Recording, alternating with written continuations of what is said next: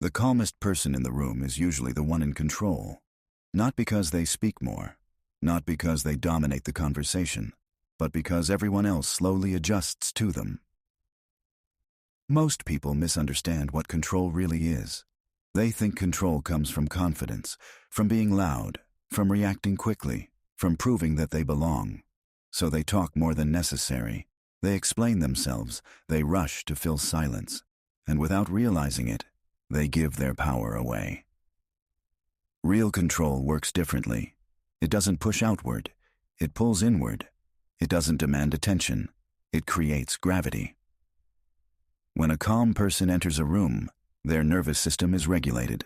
They are not rushed, they are not reactive, they are not scanning faces for approval, and before a single word is spoken, the room already feels it. Humans are wired to read emotional signals first, before logic, before words, before status or titles. The brain asks a simple question: who is stable here? If someone is tense, impatient, or emotionally charged, the room mirrors that energy. People interrupt more, voices get louder, conversations become chaotic, everyone is trying to gain control at the same time. But when someone is calm, the opposite happens. The pace slows down. People become more careful with their words. They listen more closely. They wait instead of rushing. This is why calm people rarely fight for attention. They don't need to. Attention naturally moves towards stability. Calmness sends powerful signals without effort. Emotional control, self-trust, low need for validation. These signals are rare, and rarity creates authority. Think about silence. When one person stays silent while others keep talking, explaining, justifying, overperforming, who feels more grounded in that moment? Who feels more important? Silence creates psychological weight. When you don't rush to fill space, others feel uncomfortable doing it for you. They reveal more than they planned. They expose their uncertainty. They lose emotional balance. And without saying anything, the calm person gains leverage. Calm people don't force the room to listen. The room leans toward them. This is why calmness is often misunderstood. Some mistake it for weakness. Others mistake it for passivity. But that misunderstanding comes from people who confuse noise with power. True control doesn't announce itself. It is felt. And this is only the beginning.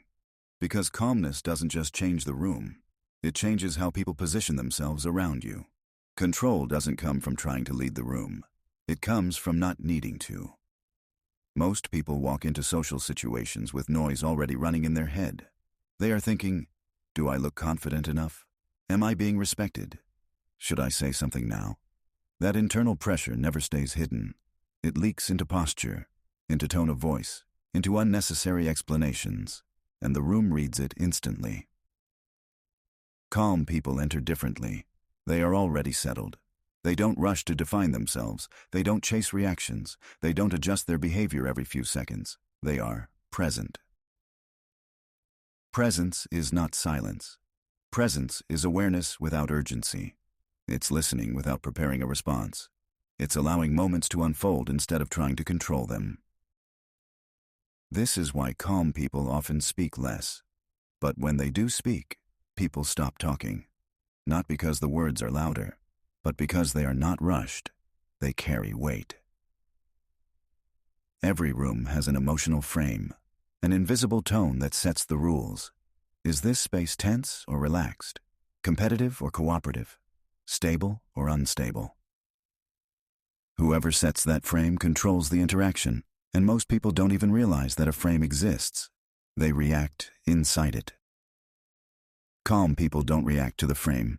They become the frame. Their emotional stability forces the room to adapt.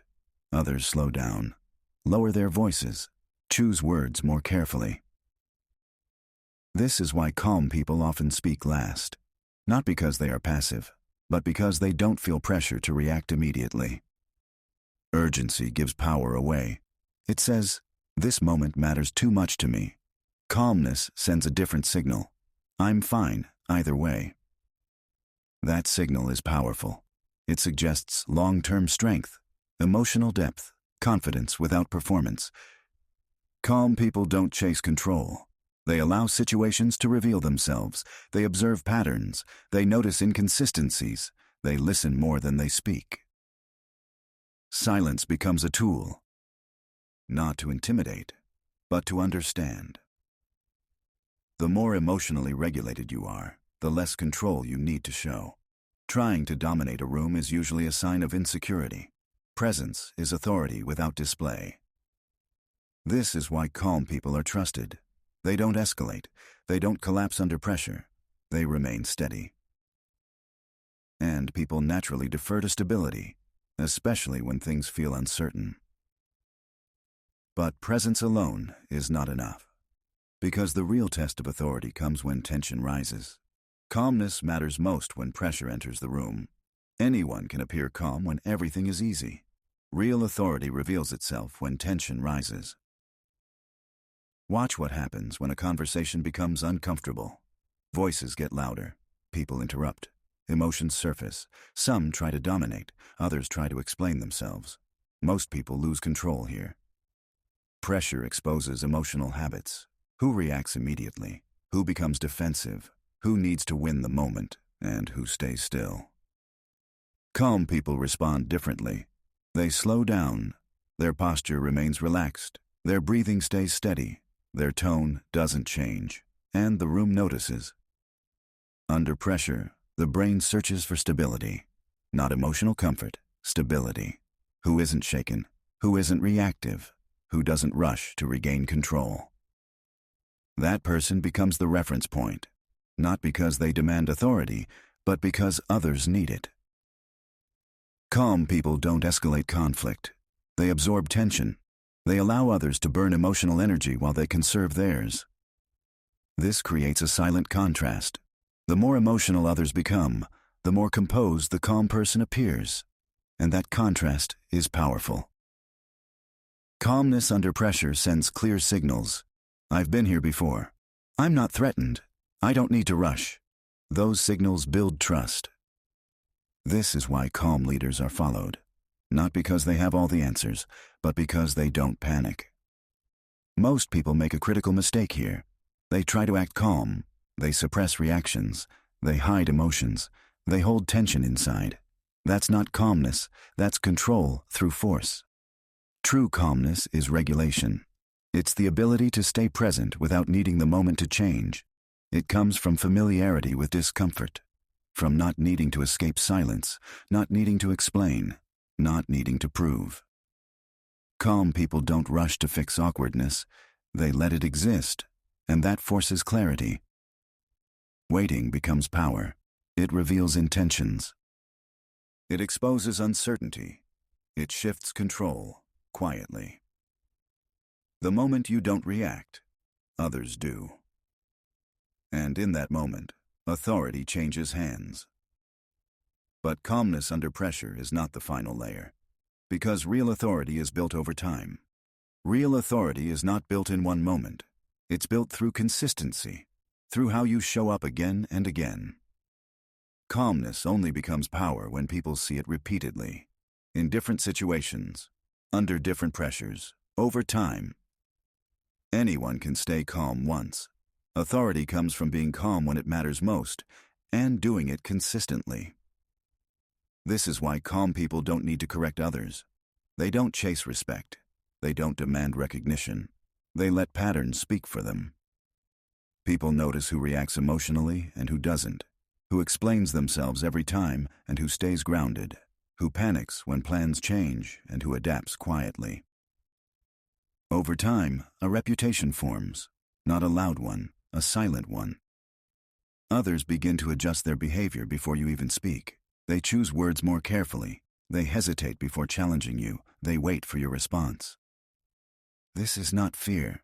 It's trust. Trust that you won't overreact. Trust that you won't collapse under pressure. Trust that you see the bigger picture. Calm people don't control others. They control themselves. And that's why others defer to them. Here's the part most people miss. Calmness is not a personality trait. It's a skill, a trained nervous system.